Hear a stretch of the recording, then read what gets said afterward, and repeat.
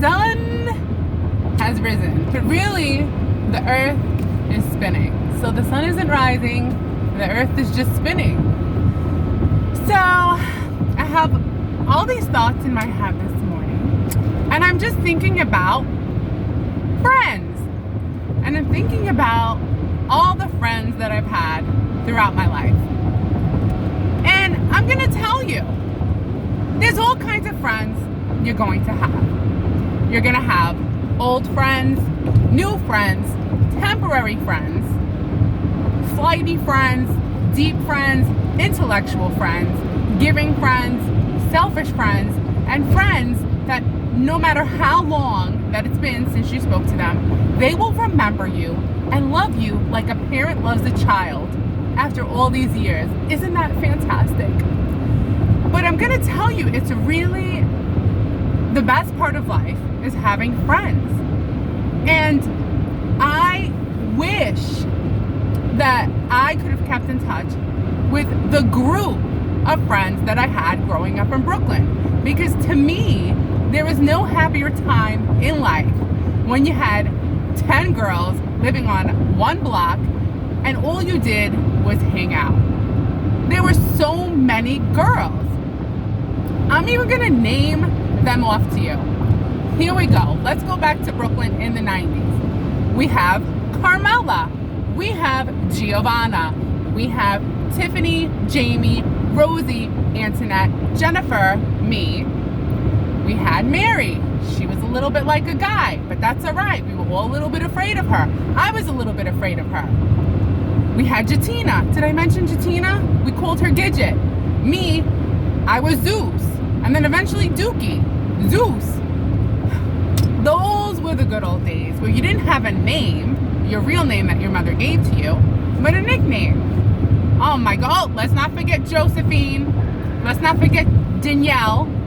Oh my God, it was so great. So many friends, so many friends. Now let's fast forward to maybe the late 90s. I had more friends, not as many. Oh my God, Melissa, she was my best friend. And she was the kind of friend that everyone thought we were twins. Oh, because we looked so much alike and act so much alike. Do I talk to her now? No. Does she have my number? No. It's pretty sad. We were best friends. I had another friend, Linda. Do I talk to her now? No. All these people I'm sure are on social media posting about this, that, and the other. But in reality, they were my best friends. I'd pick up the phone. I knew who they were. I knew their number by heart. And as a matter of fact, even now I remember their number by heart. Okay, but that's it. People get married and have kids. And it's like the friendship didn't even exist. But I guess it was meant to be for that time in your life. So that would be called your temporary friends. You didn't know it was temporary, but it was temporary. Now, as an older adult, any friends that you make, you hold on to, like grim death. You're like, but you can't really, you choose your friends, but then at the same time, you're happy that they want to be your friend.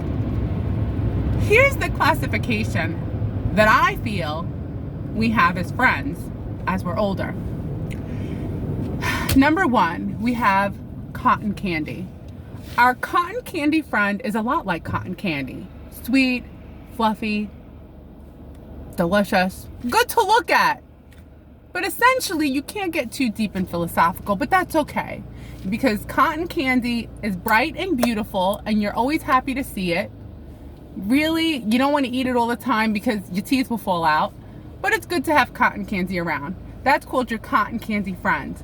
It's good. Cotton candy's good, but not too much. Then we have our friend who is kind of like the bodhisattva, like Buddha.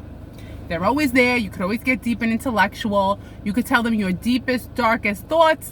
They're not going to call, the cops and say, this girl's about to jump, because they know, truly, you're not going to jump. But you need a friend.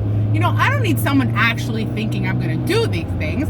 I just need them to understand that, this is me. I have all kinds of personalities, and they have all kinds of personalities. And we work together with our different personalities on the realm of extremes. Then we have our long distance friends that we wish lived close. and we say we're going to visit, but we're never going to visit. They're never going to visit us. We're never going to visit them. But it's nice to think that one day we're going to visit. We're going to get on a plane and we're going to go visit. But it's not going to happen. I'm sorry. Especially now. Oh my God. Who wants to go anywhere right now? You don't know. Are you going to get jumped? Are you going to be on fire? Is it going to be a hurricane? A tornado? I mean, just stay in your own little spot. I mean, because there's just no point in going anywhere. Then you have your friends that you meet at work. And you're very lucky if you can make friends that you truly like at work. That's a bonus. Again, you'll talk, you'll stay in touch. Most of your conversations will be based on the fact of that job and how much you hated that job. But then eventually when you run out of things to say, you're done with the friendship. Then we have friends that are very particular. They like to put you in their calendar. Oh, you have an appointment to meet. You're on their calendar.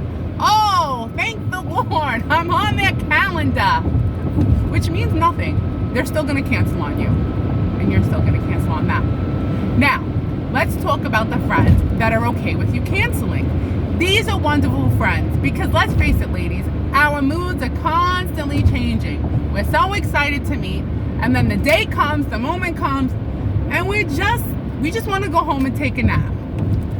Oh God, the move over law, but there's nowhere to move over. Well, this cop pulled someone else over. Not pulling me over. Friends, they're very important. We like to talk to friends. We like to text friends. We like friends to remember our birthday. I think this is the first birthday I had that after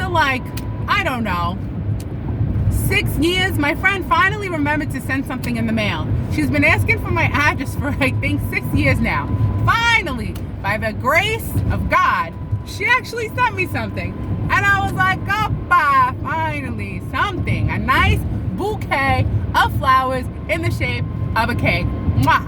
Thank you very much. Then we have the friend who dropped off a gift behind the bushes. That was very nice. I appreciate that.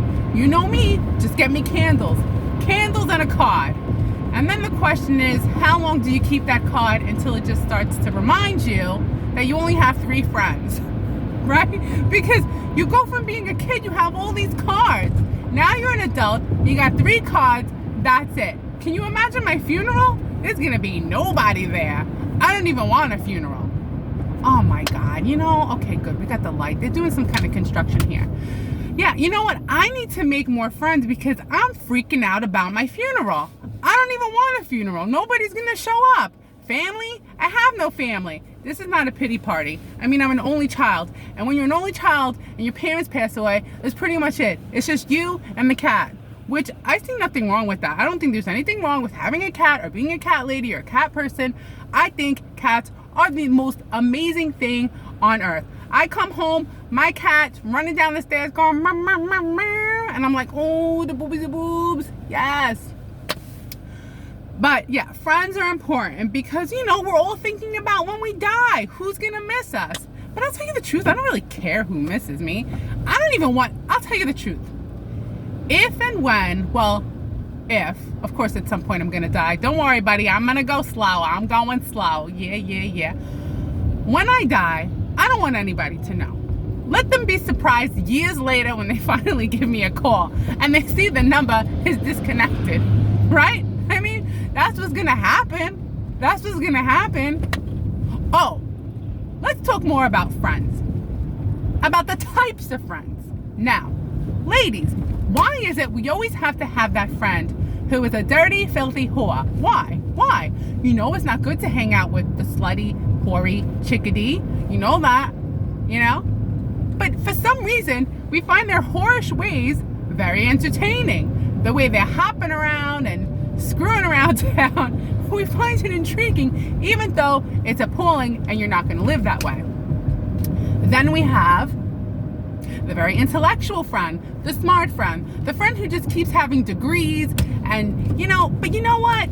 I'd really just like a friend who I could just sit around with, talk for hours, and then, talk to whenever I feel like. I don't need the pressure of a friendship.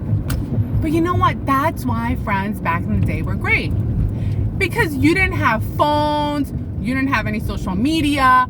They were outside your door. That's it. That's it. They would just scream Zeus, and that was it. I was outside. You know what I mean? We walked together, we played together, we were together. There was like 10 or 12 of us.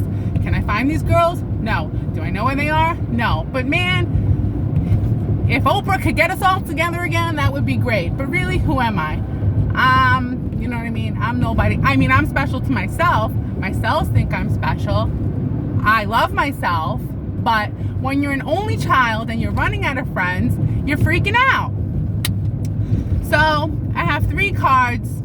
One of them already fell over and is in the junk drawer. And I'm scratching my nose because that's what we do in the car. There's a lot of nose play in the car, right? So now I'm going to work and I have some work friends. We'll have some conversations about whatever. And then that's it. Just another day. Just another day. The worst is Mondays because there's always someone talking about, well, that's a Monday. Oh, for a Monday. Shut up. I'm so sick of hearing about a Monday. Fridays and Mondays, you know. Oh, it's Friday. Shut up. I love everyone. I swear to God, I love everyone. You ever having conversations with people and now they have that mask on and you never know when are they done with the conversation because you can't see their face. You just got to go by their eyes. I'm so sick of wearing a mask. We're all sick of wearing a mask. I mean, if you could put that mask in a petri dish and see what kind of critters are in there, ooh, it'd be really gross. Well, that's it. I'm almost at work. And yeah, so I'm going to get some more friends because, you know, I'm just thinking about my future funeral. Who's going to be there? I have no kids. You know what? I'm going to tell you. I'm definitely going to get buried because I want to go back to the earth and, be part of, I don't know, reincarnate through the soil, right? The regeneration of life because we're all just recycled material, right? But I think I'm just going to leave all my money to an animal shelter. Forget about my man and leaving him money. No. It's going to the animals. It's going to all the cats, all the dogs, all the elephants. That's it. They deserve it. They're the ones that truly make us happy. Cats and dogs. I'm going to leave you with this. This guy, this is a true story, look it up if you feel like it, took care of elephants. Elephants have the best memory. And he took care of them because, they saw terrible things happen to their parents. And he basically made sure that they recovered from that trauma. When this guy passed away, the elephants all walked 12 miles to his funeral. You tell me one person, honestly, you tell me one person who's going to walk 12 miles to do anything. To go to your funeral? No. I need elephants. I need some elephant friends. That's it. That'll solve the problem. This way, when I die, I know I'll have at least a bunch of elephants missing me. Aw, but you know what? I don't want them to be sad. I changed my mind. All right, well, that's it for now. Adios.